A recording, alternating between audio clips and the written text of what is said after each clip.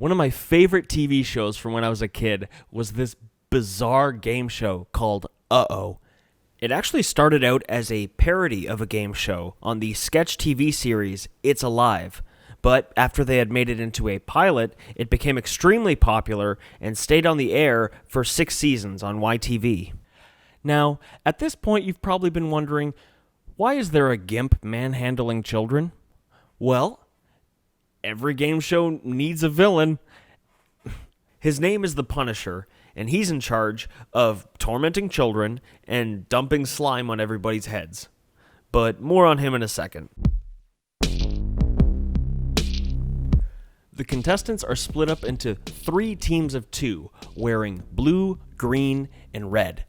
Now this brings about this tribal warfare mentality amongst all the children. This is evident in how whenever someone goes up to spin the wheel, their team is outnumbered 2-1, so they are booed. Michael, let's see what you can do up here. There's the big spin for Michael. So most of the show is each team going up, spinning the wheel, and trying to earn points from one of the game segments.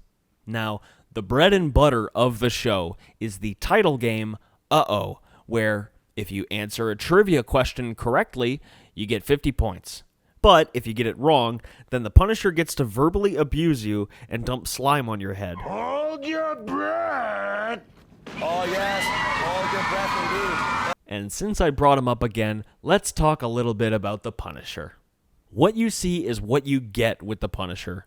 He busts out of his cage at the beginning of every episode and immediately does something that looks like a lawsuit in 2020. And he would rampage on the children until the host, Wink Yahoo, says his safe word. Punisher! Control!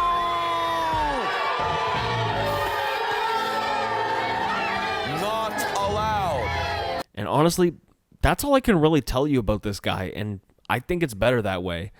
The Punisher being this anomaly in the show went a long way with him being an exciting character. He's got no backstory, just an inexplicable rage towards children and the burning desire to dump slime on them. I honestly think it just added to the weird of the show that he was even there in the first place, and it's kind of perfect. With that being said, let's talk about the other games. In Mayhem, Ryan and Sam make the kids do either a simple task, like guessing what they're feeling behind a mystery door, or something demeaning, like rolling an egg up a ramp with their face, or sticking their mouth in some swampy creamed corn to bob for cockroaches.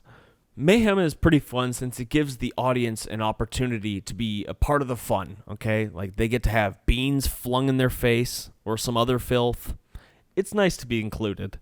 In the speed round, you gotta answer 10 questions in 20 seconds, and it's run by Quizmaster Patricia, the rap god. In the speed round, you have 20 seconds to answer 10 questions. You get 5 points for correct answer. If you know it, say it. If you don't know it, say pass. Are you ready? Yeah, starting now. Most kids will do okay, getting like 5 to 8 questions right in the round, which is respectable, but some kids will buckle under the pressure and flub the entire segment completely. Cows gather in herds, fish gather in.